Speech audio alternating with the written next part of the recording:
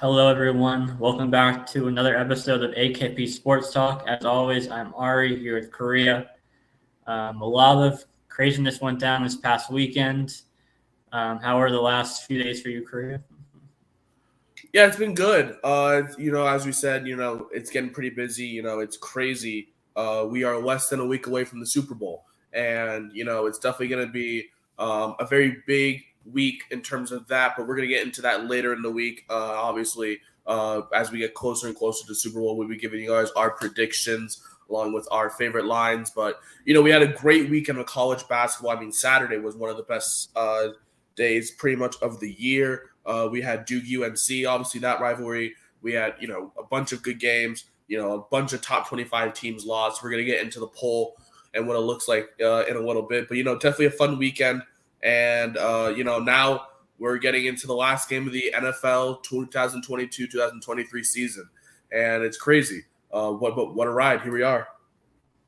Yeah, I mean, yesterday was obviously, or Sunday was a sneak peek at what we'll be seeing every Sunday, through August after next week for football. So that, wasn't too fun. But obviously we had other sports that as that season ends, like we talked about before, that means other sports are coming on now. So we got, spring training starting, later this month for MLB and all that. And then we got, conference tournaments starting up, I think, in 4 weeks, I think, for college basketball. So a lot of other stuff is heating up, but we'll start off with what went down yesterday on Sunday with Kyrie Irving going to Dallas. The Mavericks sent over Dinwiddie, who's returning to the Nets. Dorian Finney-Smith, a 2027 second-round pick, and then a 2029 unprotected first-round pick and second-round pick. So, obviously there was a lot of teams in the mix that were in the rumors for Kyrie, most notably, obviously, the Lakers. The Suns were in the mix a little bit. And so, now he lands in Dallas with Luka, a backcourt where there's a lot of scoring. The question is, the defense in that backcourt with those two. But obviously a lot of firepower between him and Luka, two ball dominant, you can say, guards, whatever you want to call it. Korea, what was kind of your takeaway when you first saw this trade? Yeah, so the thing about this whole Kyrie Irving situation is that this literally emerged as of Friday. From Friday to Sunday, it was, oh, Kyrie wants to get traded. Oh, here we go again, and then all the thoughts started coming back. Where is he going to go? Where does he want to go? Obviously, as soon as I heard the news that Kyrie requested, I was thinking, okay, he's going to the Lakers, because that was the big potential trade this offseason, to pair Kyrie with LeBron. And I mean, potentially now that Russell Westbrook, excuse me, was in Los Angeles, potentially pairing up Russell Westbrook with Kevin Durant, OKC done the reunion. And that went to shambles yesterday when Kyrie Irving got traded to Dallas. And, Dallas was a favorite. And, the whole narrative around Dallas was you need to surround Luka with some help. Luka can't do it they can't win games solely relying on Luka Doncic. And now that they have Kyrie Irving to pair with Luka, that's definitely one of the scariest backcourts, I would definitely say, as of right now. It is definitely going to be interesting to see what his debut is like. I know he's making it in 2 days against, I believe they're playing the Clippers. So, Kyrie is now in the Western Conference. He's never been in the West. So, definitely not a fan of that. If you're a Warrior fan, I'm not a fan of seeing Kyrie again. But yeah, this is an A+ move for Dallas. I mean, they are coming off an Western Conference Finals appearance. They came up short to the Warriors, but it was okay. What can you do to surround Luka? Because Luka can do it, and he puts up amazing numbers to back it up. But what are you going to do to win a championship? And Mark Cuban is, and he's not even done. There are reports that Dallas is not done making moves, and so this brings up the question: wow, how dedicated is how dedicated is Mark Cuban to making sure that Dallas gets a championship again? And it's looking very, very interesting to see what other moves he could potentially do before Thursday. But excuse me, sorry, I'm super sick. Yeah, I feel like this is a great move for Dallas. I feel like this is a championship contending move, and then Brooklyn in the process. Yes, I feel like Dinwiddie going back to Brooklyn, that could be huge to pair with KD. They got Finney Smith and they got their picks, which is great and all. And as I was hearing the other packages, from the Lakers and even the Clippers, and I believe the Suns were they had a package as well. I'm thinking, if you're Joe Tsai, right, you're saying to yourself, why aren't you trying to get a little more? Yes, like Dinwiddie and Finney Smith are decent, and I know you wanted to prioritize like making sure that he can build around KD per se, or making sure that they're still championship contenders, even though they're trading away Kyrie Irving. And it really brings up the question, like, why didn't you trade except the Suns? Because the Suns, they were offering, I believe, Chris Paul, Jay Crowder, and more, probably some picks. And, that could have been huge. I mean, imagine Kyrie and Devin Booker on the same team along with DeAndre. That's a scary Suns team. Or even the Lakers. They were I think offering I think Russell Westbrook and some picks, and they wanted, and then the Nets wanted more, and then the Nets didn't want to trade Kyrie to LA because that's where he wanted to go. So I feel like the Lakers were kind of screwed from the get-go, because it's not even like the Lakers were going to be a trade destination, because they didn't want Kyrie to end up in LA. And I feel like if you're the Lakers right now, right, you're in this position like what is it going to take for you to actually acquire a good shooter either by the deadline or in the offseason? Because this has been the narrative for 2 seasons now. It's, why can't the Lakers get someone to complement LeBron in shooting? They tried it with Buddy Hield. There was the rumors of potentially both Bogdanoviches. There's been the whole DeMar DeRozan situation. And then you settle for Russell Westbrook, and then you're sitting here like, what have you done? Like, and they're trading for Westbrook and then Rui Hachimura, and that's great and all, but you could go after better guys like Tyrese Halliburton maybe, but obviously he's gonna stay in Indy, but still, like, the fact that they could have gotten so many potential shooters around the NBA, and they still don't end up with one. And then obviously LeBron tweeting, maybe it's me, and now there's questions about what's really going on behind the scenes in LA, and this may add a little fuel to the fire of LeBron potentially leaving and going back to Cleveland, because Cleveland right now, they're in a great spot, but I feel like they're building around their young core. But anyways, back to this whole Kyrie Irving situation. The thing about Kyrie that makes me nervous, right, is I don't know if he's going to commit to Dallas. And I'm sorry, I love him as a player, but Kyrie is a liar, bro. He is a liar. This man lies so much. He lied to Cleveland after that little kid asked him, "Are you going to leave us like LeBron?" And then he said, no, I'm not leaving. Where does he go? Boston. He tells the Boston crowd, the Celtic fans, and Celtic fans. He tells them, "Oh, I'm not leaving. I'm coming back here in free agency." Where does he sign? Brooklyn. And then he has KD and James Harden. That's a championship team. You have 2 of the 3 best shooters to ever shoot the ball in the NBA, along with a point guard in yourself who has one of the best handles I have ever seen. And then it comes out that James Harden is not liking his situation, and then he says, "You know what? I'm out of here." He goes to Philly. And now you've built this team pretty much on your back, along with KD, to a playoff team every single year, and to the point to where this year you were on a 20-4 stretch heading into the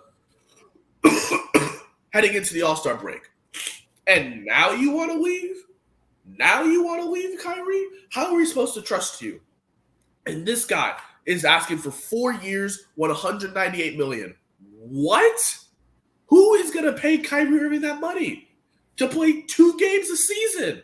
Like, I'm sorry, but that's the truth. If you are trading or trying to pay Kyrie that money, you're only going to get maybe a 30 to 40 game season out of him. Maybe, at best. And that's the problem. I feel like, Kyrie wants so much money, but I need to see what you can actually do for a full season, because we haven't seen a full season of you since you were in Cleveland, for God's sake. But I mean, if this works out for Dallas, I feel like Dallas is definitely a playoff team right now, and potentially they can make a run to the West Conference Finals if they click at the right time, and if Luka obviously doesn't get injured and Kyrie actually plays games. But this was definitely a shocker. I did not expect him to go to Dallas. I legitimately thought he was going to go to the Lakers, because they've been trying to do that trade all off season, and it still didn't work out. And we'll see how this Kyrie Luka connection works. I have a little bit more optimism, just because Luka, they complement each other's play. With Luka's ability to just shoot from anywhere and his ability to dribble, along with Kyrie's just ability to get to the basket and make it, whether it's off the dribble or whatever.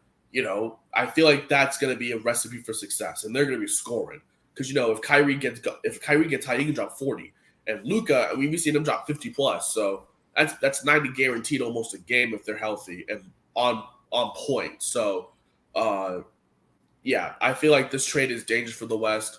Right now, I believe Dallas is, I think, right above the play-in. So, I feel like if they get on a good stretch, potentially after the All-Star break, it's going to be really interesting to see how the West finishes with all the moves so far being made. Yeah, I mean, the risk with trading for Kyrie is, him being a free agent after the season, and so you only wanted to trade for him, obviously, if you can agree to that, extension. And I think a big part of if Dallas will sign Kyrie to an extension is how they finish this season. And so that, brings us to how good will Dallas be, this season. And so kind of looking at what their lineup will probably look like, obviously you got Luka and Kyrie in the backcourt. And then, when everyone's healthy, probably Hardaway at the 3, Bullock at the 4, and then I think that they've kind of been going more Dwight Powell starting, and then Christian Wood as a 6th man off the bench, I believe. So I assume that they'll continue that. But then, since obviously they traded 2 of their, arguably, 2 of their maybe 5 best players in that trade. So then off the bench, you got Josh Green, Bertans when he's healthy, Jaden Hardy. There's not too much. So like you said, Cuban City's going to look to make some more moves ahead of the deadline on Thursday. So we'll see if they can bring in another 1 or 2, kind of bench type players to kind of fill in that, rotation. I'm not sure what they would trade, but, probably draft picks or something like that.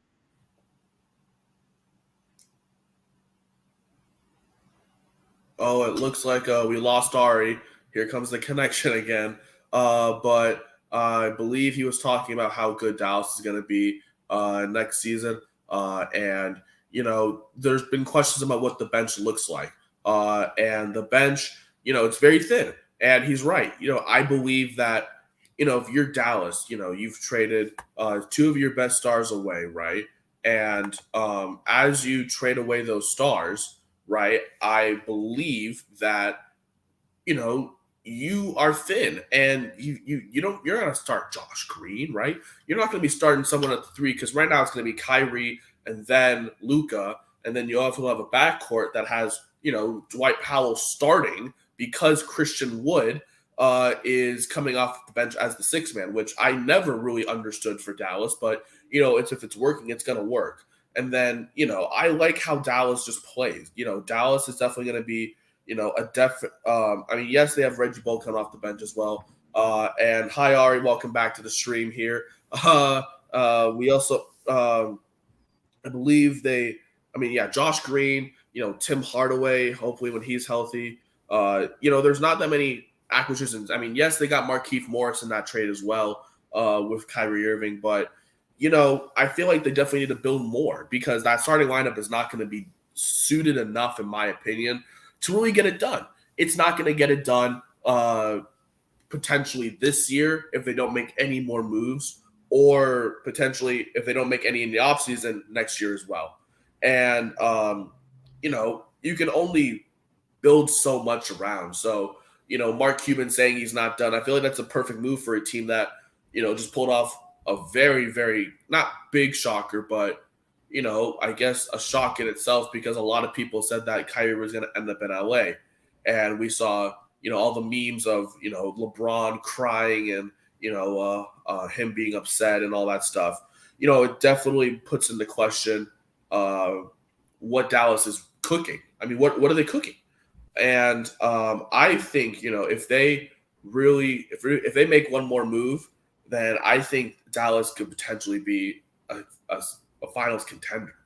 I really think so, because as you mentioned, like, we don't know which Kyrie we're gonna get. We don't know, and that's the problem. But at the same time, if we are getting the Kyrie we know, then it's gonna be trouble for the NBA. And Luka, he's only 23, and he's an MVP candidate, I think, for the back-to-back seasons, especially this season. And, I think the Mavericks are going to be scary.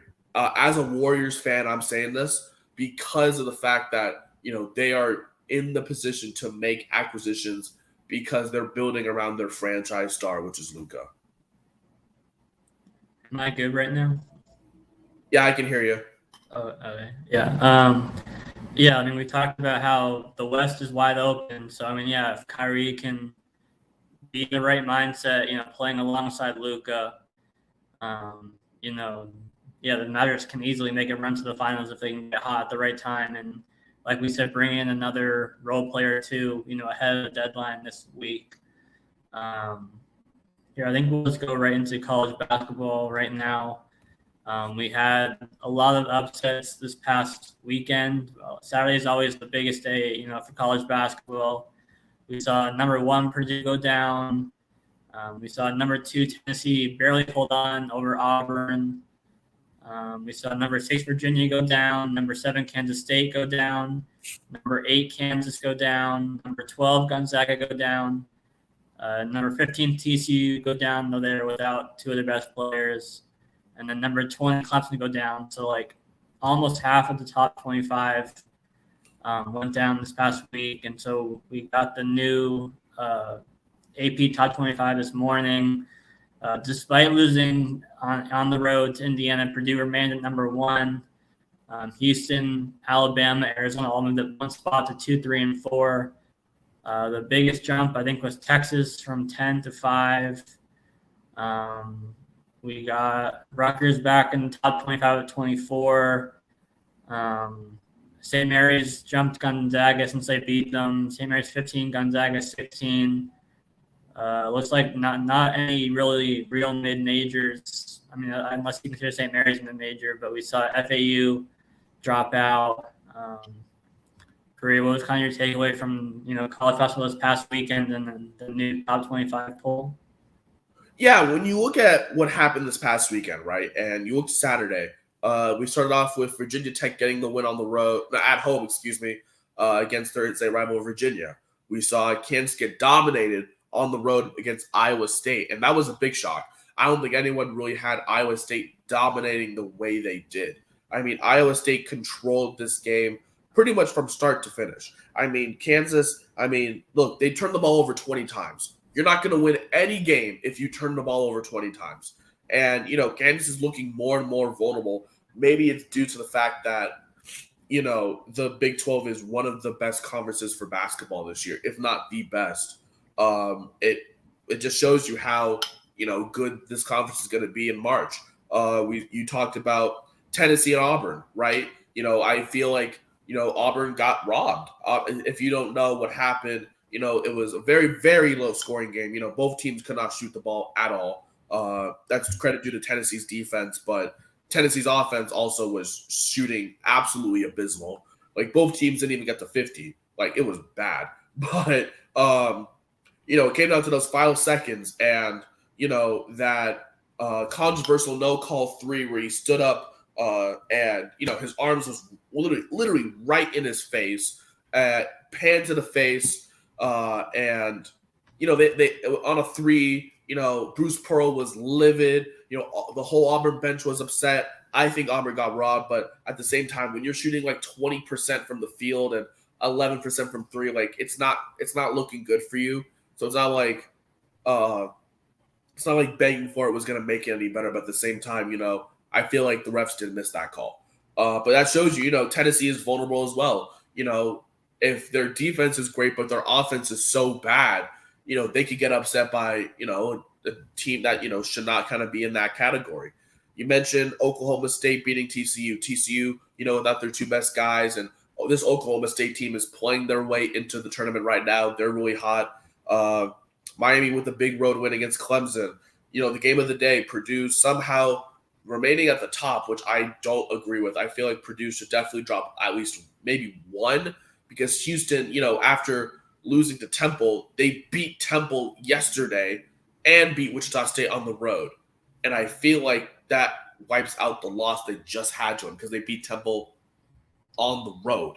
So I don't know why Purdue's number one still. But anyways, it was a great game. Indiana, they definitely gave it to Purdue in the first half. Second half, Purdue really came back. Edey was always going to do what he does, and he showed up. But I think the real success of where Indiana won was limiting Purdue's backcourt.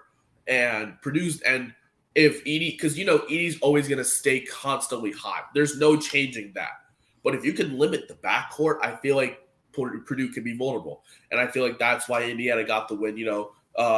Handling, I think they shot like 9 of 27, their guards. So, I feel like that's kind of the reason why this Indiana team won at home. But, Purdue's still definitely going to be a great team. They're definitely still a number one team, in my opinion, in terms of their seed line.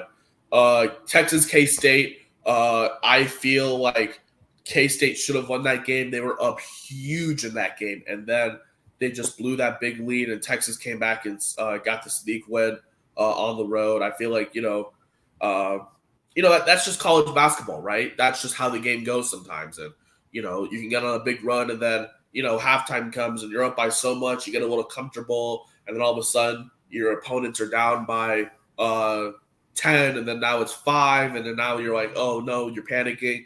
So it happens to everyone, but definitely a big win for this Texas team against a good Kansas State team on the road.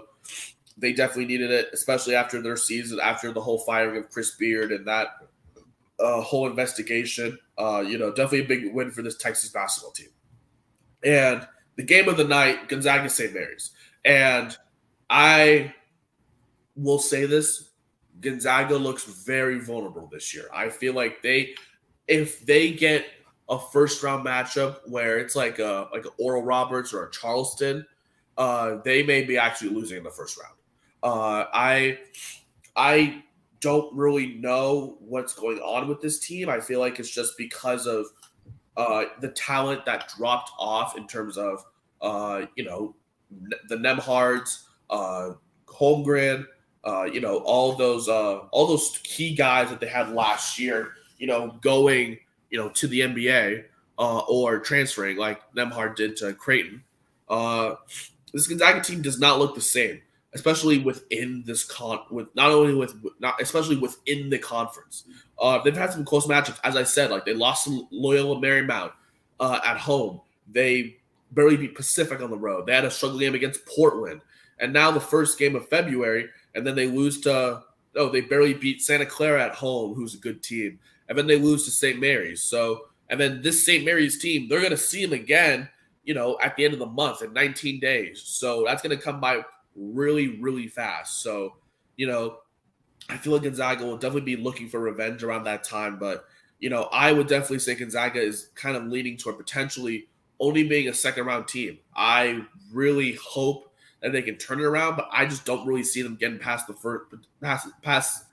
first weekend if they're going to be playing like this every game, just because of the inconsistencies in terms of shooting.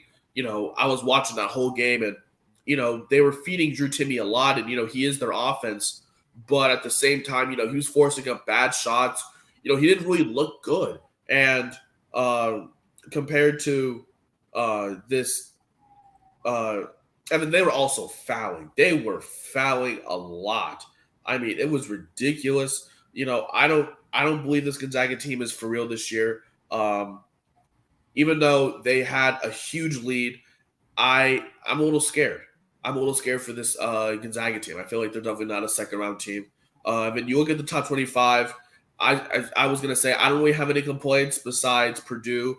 I feel like Houston should be the number one team just because they rewrote the loss they just had against Temple on the road and a good, comfortable road win.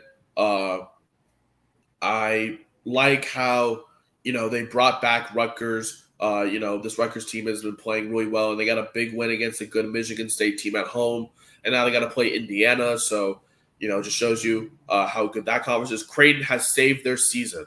The Creighton Blue Jays saved their season. They were in the mud. They were a barely 500 team. Loss after loss in the conference, and then they just started getting hot. And then now all of a sudden they are on this 6-game winning streak and back in the top 25. And I feel like this Creighton team is clicking just at the right time. So great to see Creighton back in the top 25, with all the talent they have. You mentioned St. Mary's being ahead of Gonzaga. I love that. St. Mary's is a mid-major, so I classify them as one of the only mid-major in the top 25 right now, besides Houston, but they're going to be in the Big 12 next year. But the Big 12 is going to be very interesting next year for basketball. And then we see Florida Atlantic right behind at the 26 behind SDSU. So, Florida Atlantic is still going to get votes, and, they're still there. Charleston received some votes. I'm seeing Nevada got some votes too, New Mexico. So, some of the mid-majors are still right there as well. And I like, how, what was I going to say? How Kansas fell. Kansas fell only one, but they're looking like they're more and more vulnerable every game. Maybe it's just because of this conference, but it's just because of how talented it is. I feel like, Arizona right now, obviously a lot more about Arizona. I feel like they're playing themselves to number one, with Tubelis being the dominant force he is, and, a good weekend for the Arizona schools sweeping the Oregon schools. And, now you look at the latter half of the schedule, right? And it gets, increasingly a little bit more and more difficult because, they have an easy weekend, playing Cal. Oh my goodness. The Cal Golden Bears, the worst team in the Pac-12. I am shaking, Ari. And then Stanford, Utah, Colorado, ASU in the second match of the Territorial Cup, and then finishing off the season hard against USC and UCLA. And I feel like they can rack up as many wins as they can now before they get to the tournament. I can see this team maybe even losing only one game, potentially only one game in that stretch, and that is to UCLA. I feel like that's the only team that will give them trouble. But so far I don't have any problems with this top 25 except for Purdue being number one. I feel like they shouldn't, and I'm glad to see that they still have SDSU in after they beat down Boise State, and they lost to Nevada earlier in the week. But some love for the Mountain West Conference in the votes as well, with Nevada, New Mexico, and Utah State. Utah State even got votes. So that's how like they're looking at the Mountain West and saying, hey, these teams are playing. But yes, I don't have any big problems with it. I wouldn't say I have any big problems with this top 25 as opposed to other weeks where it's been absolutely horrible. Yeah, I mean, this kind of, goes to show that we've been talking about all year about how, March Madness can be wide open this year, where we can see, like last year with UNC, you're going to see another like 7, 8, 9, 10 to make a deep run in the tournament. So it should be another fun year of March Madness. So I think that will do it for this episode. Thank you all for tuning in. We'll catch you all on Wednesday, the day before the trade deadline, where we'll go over the latest rumors in the NBA. It should hopefully be a pretty exciting trade deadline, but I guess, we'll see. So thank you all for tuning in again. We'll catch you all on Wednesday.